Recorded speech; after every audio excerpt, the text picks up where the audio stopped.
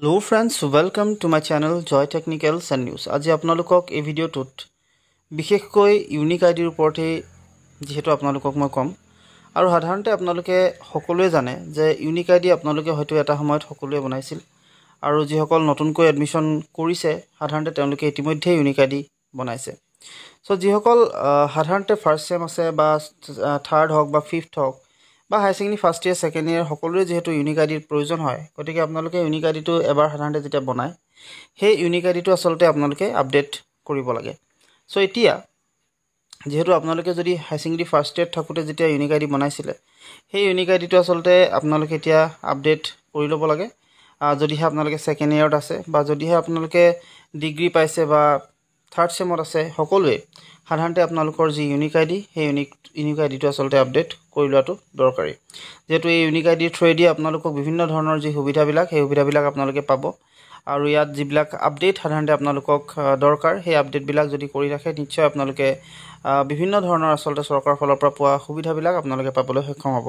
So এইভাৱে unique ID আপোনালোকে update ৰাখিব আৰু আপডেট কৰিবৰ বাবে আপোনালোকে আহিব লাগে ডিএসসিৰ যিটো অফিচিয়েল ৱেবছাইট আছে তাতে যেটো ডাইৰেক্টৰেট অফ হাই এডুকেশ্যনৰ যেটো ৱেবছাইট তাত আহিব আৰু তাত অহাৰ পাছত আপোনালোকে দেখিবই তাত তললৈ যেতিয়া যাব ইতিমধ্যে আপোনালোকক বহুত কেইটা অপচন দেখিবলৈ পাব বা আপোনালোকে চাব পাৰিব।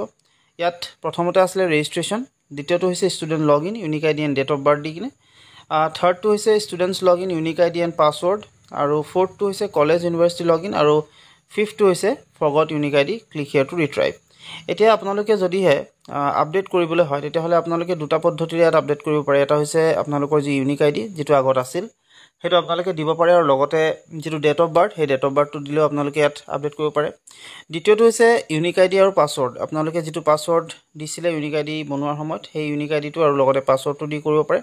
আপোনালোকৰ যেটো সুবিধা হয় সেইটোৱে কৰিব আৰু যদি আপোনালোকে কিবা প্ৰকাৰে ধৰক ইউনিক আইডিটোৱে পাহৰি গ'ল তেতিয়াহ'লে আপোনালোকে এই ফৰগট ইউনিক আইডি যেটো আছে সেই ফৰগট ইউনিক আইডি ক্লিক কৰিব। ক্লিক কৰাৰ লগে লগে আপোনালোকৰ সন্মুখত আহিব first name, middle name, last name গোটেইখিনি আপোনালোকে ধুনীয়াকৈ দিব। ডেট অফ বাৰ্থটো আপোনালোকৰ যেটো বনাওতে যেটো ডেট অফ বাৰ্থ দিছিলে সেইটো দিব আৰু লগতে মোবাইল নাম্বাৰ সাধাৰণতে ৰেজিষ্ট্ৰেচনৰ সময়ত যেটো মোবাইল নাম্বাৰ দিছিল সেইটো দি সাবমিট কৰি দিব। আপোনালোকৰ মোবাইলটোলে সাধাৰণতে সেই কোডটো যেটো আসলতে আপোনালোকৰ ইউনিক আইডি সেইটো আহি যাব আৰু তাৰ পিছত সেইটো অহাৰ লগে লগে আপোনালোকে আকৌ সেই বস্তুটো যেতিয়া আহিব আৰু যাৰ মনত আছে তেওঁলোকে ডেট অফ বাৰ্থ দি কিনে লগইন কৰিব পাৰে। লগইন কৰিবৰ বাবে আপোনালোকে জাস্ট ক্লিক কৰিব সেই লিংকটোত আৰু ইয়াত আপোনালোকে দুটা অপচন দেখিছে ইউনিক আইডিটো দিব আৰু তলত যেটো ডেট অফ বাৰ্থ আছে আপোনালোকৰ সেই ডেট অফ বাৰ্থটো আপোনালোকে দি দিব আৰু দিয়াৰ পিছত সাইন ইন কৰিব। আৰু সাইন ইন কৰি আসলতে আপোনালোকৰ ইয়াত চেঞ্জ কৰিব লগা বিষয়কিটা হৈছে সাধাৰণতে আপোনালোকে যেহেতু জানে ইয়াত ফাৰ্স্ট নেমৰ পৰা আদি কৰি বাকিখিনি সব ডিটেইলছ সেম টু সেমই থাকিব, মাথো আপোনালোকৰ পৰিৱৰ্তন হ'ব।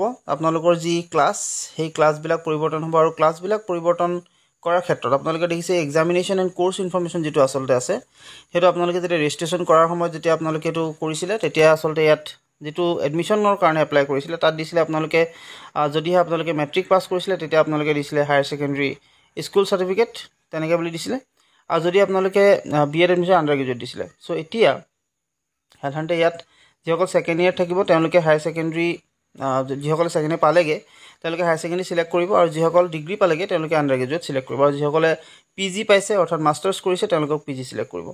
সো সিলেক্ট কৰাৰ লগে লগে সাধাৰণতে মই আন্ডাৰ গ্ৰেজুৱেট যদি সিলেক্ট কৰোঁ তেতিয়াহ'লে ইয়াত ডাটা লিষ্টখন যেটো আসলতে আছে সিকিং এডমিশন ক'ত আপোনালোকে এডমিশন লৈছে মানে কি সেমিষ্টাৰত আপোনালোকে আছে সেইটো সিলেক্ট কৰিব। ফাৰ্স্ট, থাৰ্ড, ফিফথ তিনটা সেমিষ্টাৰ হয়, তিনটা সেমিষ্টাৰৰ ভিতৰত আপোনালোকৰ এটো সিলেক্ট কৰি ল'ব।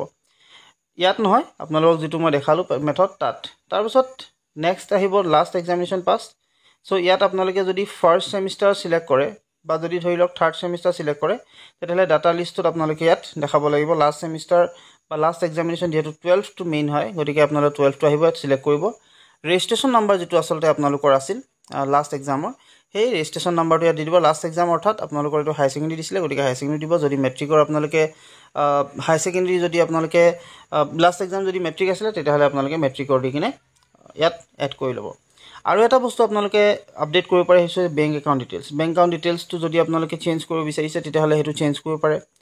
নেক্সট আপডেট আপোনালোকে কৰিব পাৰে আপোনালোকৰ এই বস্তুখিনি যদি আপোনালোকে আপডেট কৰি ৰাখে নিশ্চয় আপোনালোকে হেল্পফুলটো হ'বই আৰু লগতে কৰি ৰাখক যেহেতু পৰ্টেলটো সব সময়ত খোলা সাধাৰণতে নাথাকে আপোনালোকে অতি সোনকালে কৰি ল'ব গোটেই কামবিলাক যেহেতু আপোনালোকক লাগিব গোটেই ইউনিক আইডিৰ গোটেই সিস্টেমটোৱে দৰকাৰ হয় গতিকে আপোনালোকে এটো ৰাখি থক আপোনালোকৰ কাৰণে দৰকাৰী হ'ব সো আপোনালোকক আজি এই ভিডিওটো এইভাবে আসলতে আপোনালোকক জনালো যাতে আপোনালোকে কৰিলে গোটেই কামবিলাক আৰু আপোনালোকৰ হেল্পফুল হয় তাৰ কাৰণে সো আজিলৈ এইখিনি কথা জনাই ভিডিওটো পৰা বিদায় মাগিম আপোনালোকে যিমান পাৰে সিমান ভিডিওটো শ্বেয়াৰ কৰিব আৰু লগতে চেনেলটো সাবস্ক্ৰাইব কৰি কাষত থকা যিটো বেল আইকন হেতু প্ৰেছ কৰি ৰাখিব আজিলৈ মানে